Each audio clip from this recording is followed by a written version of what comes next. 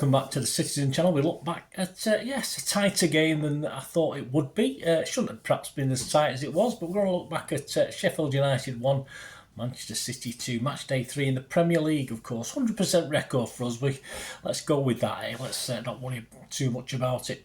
Please, if you are new to the channel, please join me. We're going to have player ratings with Simon Bukowski for the Manchester Evening News as well, and my own thoughts on that, as well as a match review and some of the stats as well.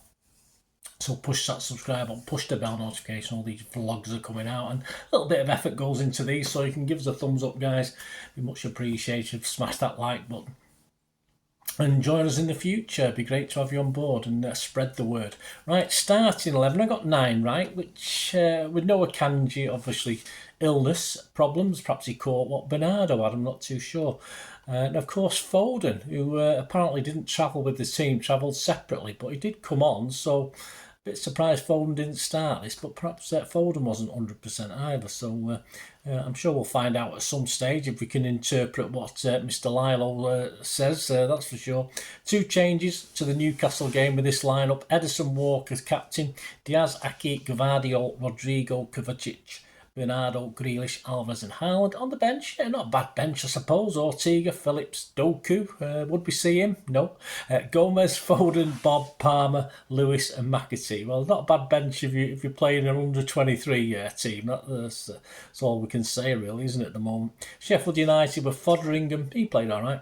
Baldock, Amadodzik, Egan, Robinson, Osborne, Norwood, Souza, Hamer, Traore, another one. And Asula, yes, the key moments. The first half, a frustrating half, wasn't it? We did start slow, as we tend to do. Sheffield, obviously, their minds were on trying to keep us out, which is fair enough. It's only gradually we wear these teams down, isn't it? We had a great chance to take the lead again, but failed miserably from the penalty spot at a crucial time in the game as well. Defensively, Sheffield very physical, certainly matched us, but we're not scared of that these days with our big guys, are we? Chances, though, were few and far between. On 20 minutes, we had the ball in the net from Aki, but of course, the free kick caught Rodri offside in the build-up. 27 minutes, Alvarez had a very good chance, but this was well saved, close in. 35 minutes, I don't think there's any doubt about the penalty. His arms were up. He shouldn't be going into that, so there's no way the VAR was going to overturn what the referee's decision had been. And after I seemed a long time, Haaland, of course, sent the keeper, Foderingham, the wrong way, but unfortunately smacked the other post. Disappointing, to say the least. And this, of course, lifted the Sheffield players and the fans, so that's all we needed, really. And we couldn't really find any way through, even in the additional 4 minutes added time in that first half. I think our defence coped pretty well with the limited chances that Sheffield had, with the rare forays forward. Gvardiol probably certainly got beat once on that right wing, but overall, no real alarm bells at the back. So 0-0 at half-time. We needed a lot better in the second half. Into the second half, it was a busy one. What a second half we had. City began to dominate, of course, after taking this, or building up to the lead. Sheffield had nothing to lose after this, and a shrewd substitute did give them hope. It all started on 47 and 48 minutes. Rodri forgot his shooting boots, certainly for then. I think he must have whipped off the pitch and changed them later on. 47 and 48 minutes, pretty pathetic from Rodri's shot, well over, high and wide. 51 minutes, better movement from Haaland this time. He'd been a bit clumsy, and he met a great walk across, but unfortunately put it wide. 58 minutes, better from Rodri. At least he kept it down, but his shot went wide. 61 minutes, a great through ball by Kovacic, who played very well today, although he didn't, again, another one without his shooting boots. He tried to dink it over the... he played it through to Haaland, who tried to dink it over the keeper. Lovely little touch from Haaland, but as I said, a good save, a good keeper, a good save for a corner. 62 minutes, Alvarez shot is saved, and then Walker, yes, he had an attempt in the first half from 40 yards, which was pathetic, and he did a wasteful one on 62 minutes as well. Then on 63 minutes, thoroughly deserved for City, it's 1-0. Grealish holds it up really well. Jinks to his left rather than go back to safety on the right, which is what he was tending to do all game.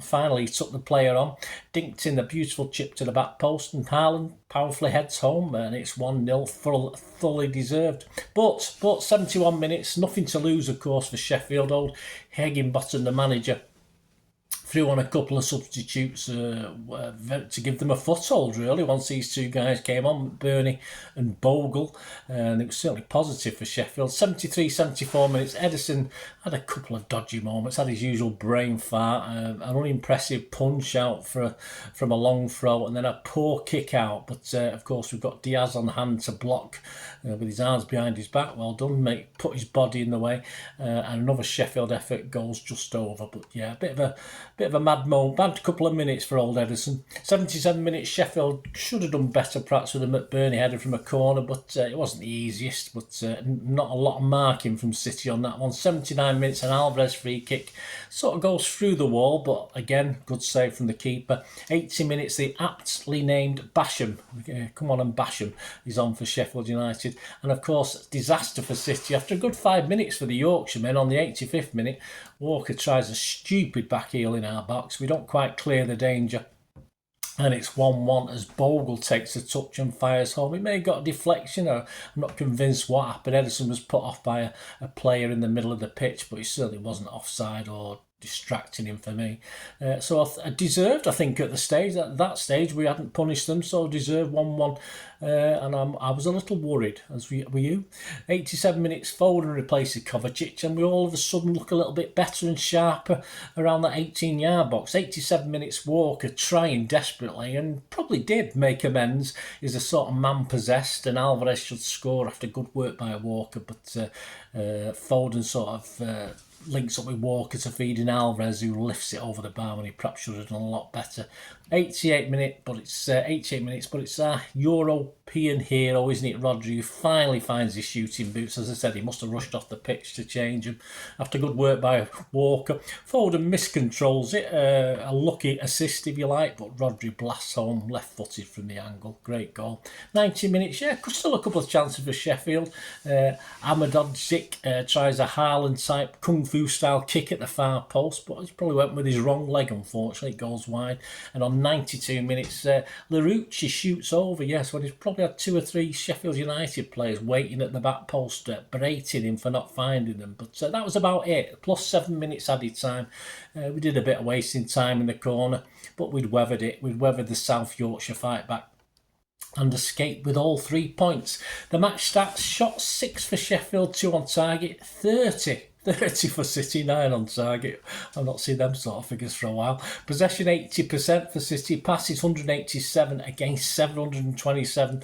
Accuracy 67%, poor for Sheffield against 92%. That's what I like to see for City. Fouls 11 by them, 2 from us. Well, the manager did promise physicality, didn't he? 4 yellow cards. I think the referee took notice. No yellow cards for us.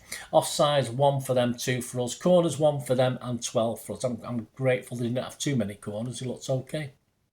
The XG philosophy, my thanks to @XG philosophy, 0.74 for Sheffield United, and for City 3.66, so it is slightly underperformed. Right, the ratings. Manchester United news Simon Pekowski, I'll give you his views, and then I'll just add my little 2 pennyworth at the end.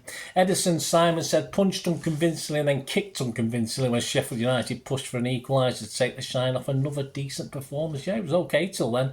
Simon's given him a 6. I'm going to give him a 5.5. I have to mark him down. A crucial time in the match, and he had a mad 2 minutes, and we were lucky to get away with it. Walker Simon said tasked with looking after the right flank again and performed well with some dangerous balls into the box, but was stupid for an equaliser. Yeah, another guy who had his copybook blotted by a big error. Simon's given him a 6. I give him a 6. He would have had a 7 if he hadn't produced that stupid back heel and that stupid shot from 40 yards in the first half. Diaz, Simon said, made sure that absolutely nothing got past him, including a perfect block after Edison's punch didn't clear the penalty area. Penalty box, yeah. He put his body on the line.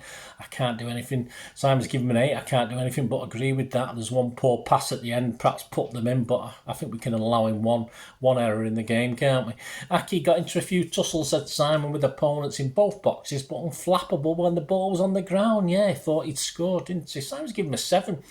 He didn't do too much wrong for me. I thought he played very, very well. Again, as normal. I'm going to give him a 7.5. Gvardiol, Simon says, still getting to grips with his new teammate, not quite as sharp to know where he should be and when he should be, marking men or pushing up. That's somewhere to be expected. He will get better. Simon give him a 6, I'll give him a 6. Rodri seemed to take too many shots in his honeymoon period after the Champions League final, but then booted in the winner. He did boot it in. Simon's given him an 8. I think he's been overly generous. He's on his way to a 4 or 5 out of 10 for me until he scored that goal. He'd been pretty awful. He'd lost the ball a couple of times as well. But yes, I will give him a 7 in the end, just for that crucial match-winning goal. Simon give him an 8. Kovacic, some nice burst forwards, include a delicious through ball for Haaland that almost made a goal. He has settled instantly into the team. Yeah, he could do with some shooting practice. He doesn't score many goals. Is it 4 in the last 5 seasons or something like that? Not good. Perhaps need improving. But yeah, very steady, not likely to score too many, but overall settled in nicely. Simon's given him a 7, I give him a 7. Bernardo played the role that Foden did against Newcastle. He came on strong in the second half to help make the difference. I thought he had a better first half for me, but we'll bow to what Simon says.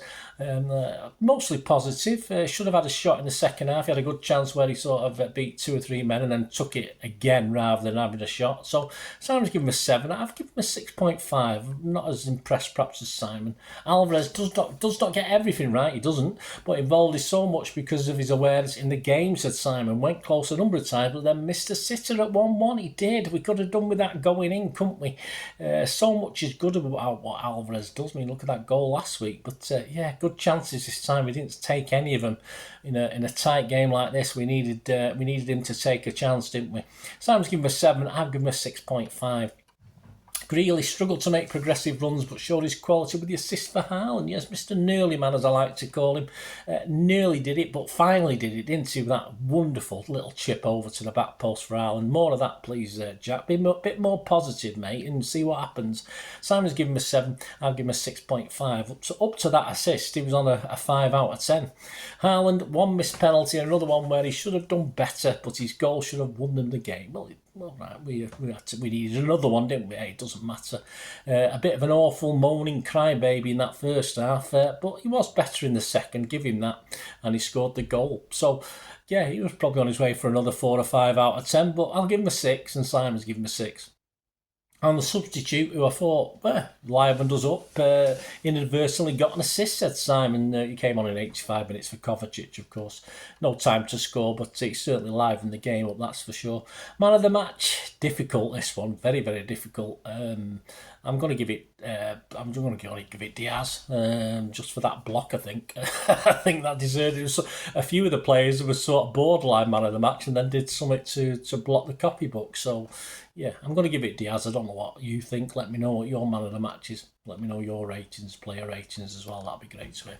Well, there you go, guys. A successful 3 points. That's all that matters, isn't it? And so we're not quite firing as we should be. Perhaps took it a little bit too easy in the first half, but as ever, we wore them down, but did allow them to get back into it. So, but 9 points out of 9, we can't ask for much more than that. And Fulham is up next, isn't it? So please check on that, because I've got a 3-part special on Riyad Mahrez out there. Please, not as many views as I'd like. If you fancy watching one or all 3 of those parts, please watch that. Of course, coming soon, I've got a little look at our Eric as well. It's called Our Eric, a little look at Aymeric Laporte's time at City. That's just a 2-parter. The first part will be out very soon. So please check out that as well if you're looking back at the Mahrez thing, his time with City, of course, our old Eric Laporte. And as we build up to our home game with Fulham before a break, international break, is it? I think, well, we're having a break anyway. We have my Pepsi 11 as we look at Fulham, of course, and predict my Pepsi 11 with another chance for you to win a replica shirt.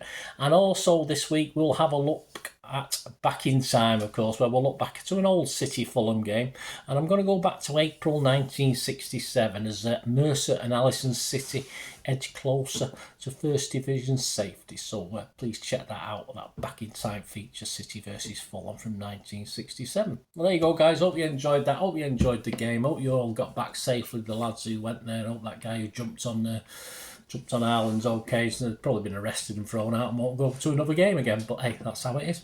You know what the rules are, mate. Simple as. Anyway, thanks for watching, guys. Hopefully I'll see you all very, very soon. Watch one of my vlogs, or look forward to watching some of my vlogs over the next few days. Thanks for watching. Until we meet again, that's one thing, don't I? Please stay safe, Blues. Come on, City. Bye. Bye for now.